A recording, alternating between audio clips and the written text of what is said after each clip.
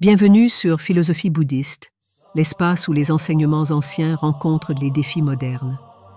Ici, nous explorons la sagesse du Bouddha pour cultiver la paix intérieure, la compassion et l'épanouissement.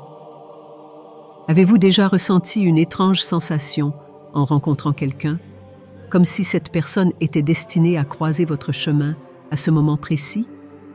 Ce sentiment, qui semble parfois défier la logique, peut laisser penser que les rencontres ne sont jamais le fruit du hasard.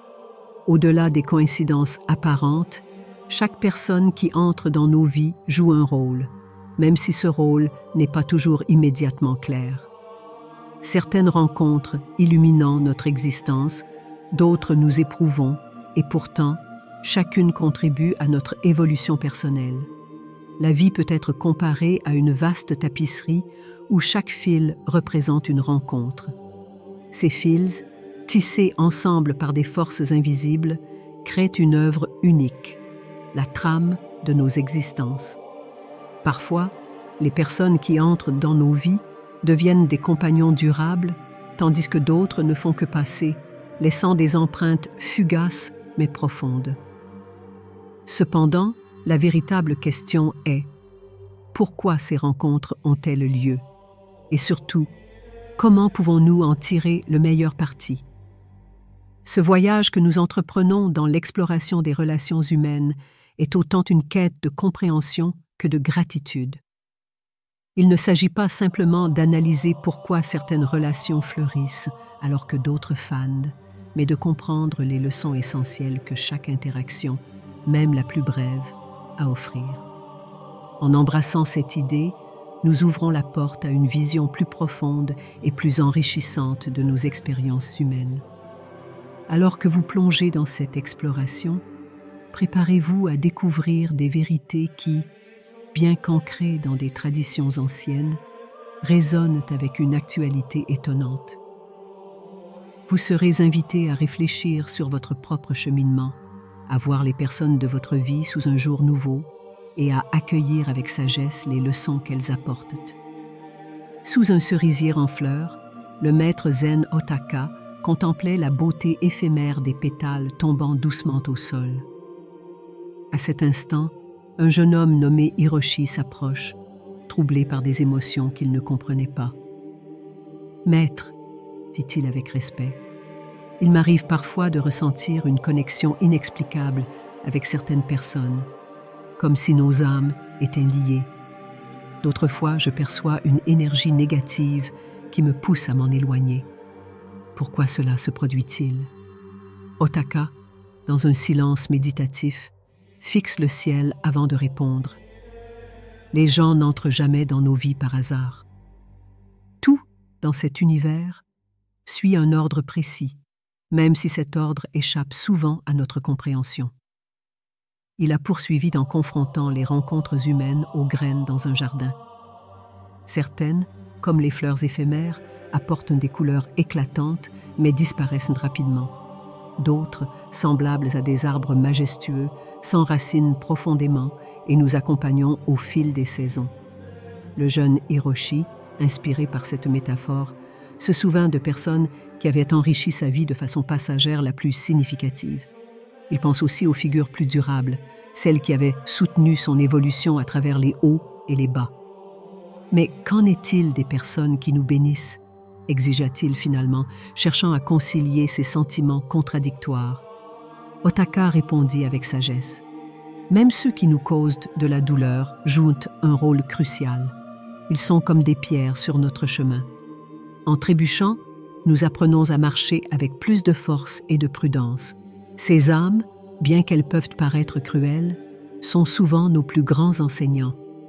Hiroshi, absorbant ces paroles, réalisa que chaque interaction, qu'elle soit douce ou amère, portait un potentiel de croissance spirituelle.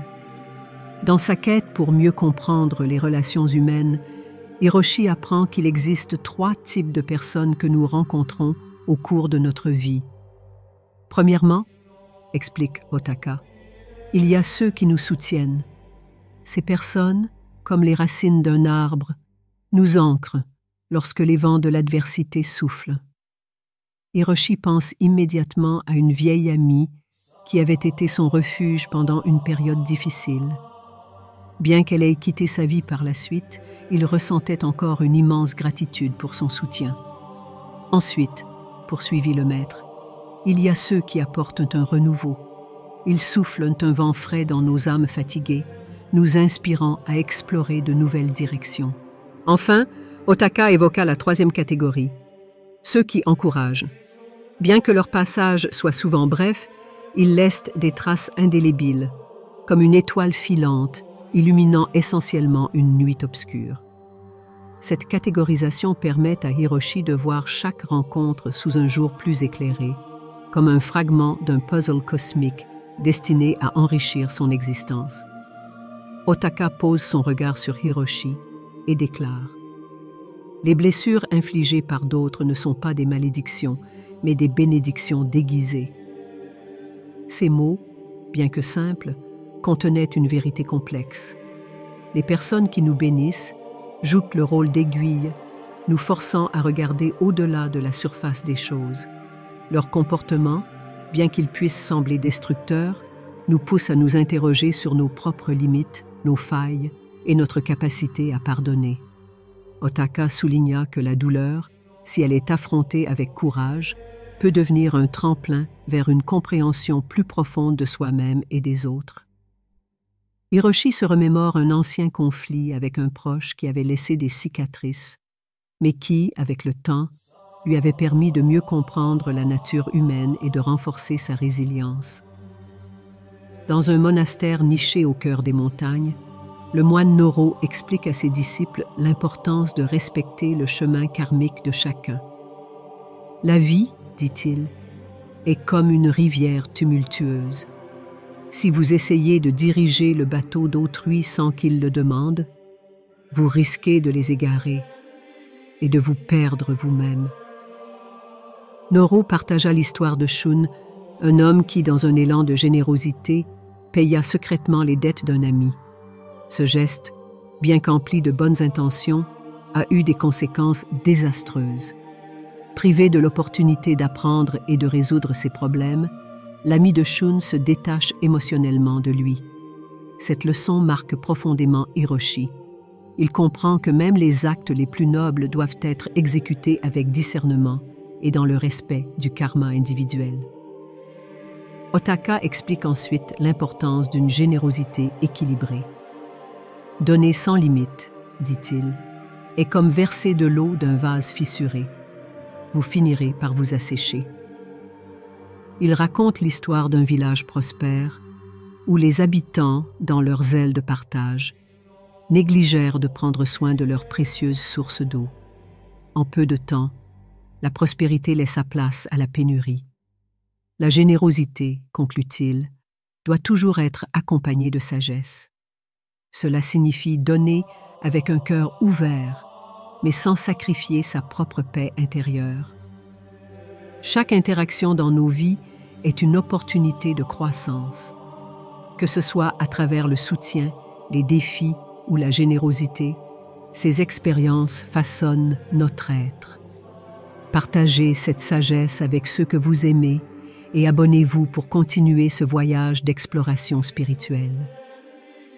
Dans un moment de silence contemplatif, Otaka pose une question à ses disciples. Comment reconnaître les ombres parmi les lumières de nos vies? Ceux dont l'énergie sape notre force, même si leur présence semble inoffensive? Les réponses étaient diverses, mais aucune ne satisfaisait totalement le maître.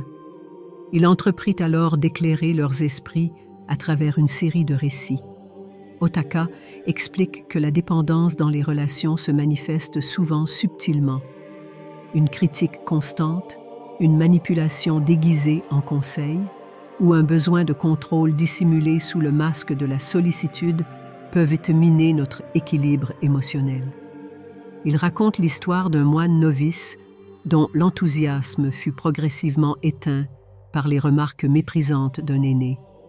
Ce n'était pas une critique destinée à l'améliorer, mais un écho de l'amertume du critique lui-même. Il insiste sur l'importance d'écouter son intuition.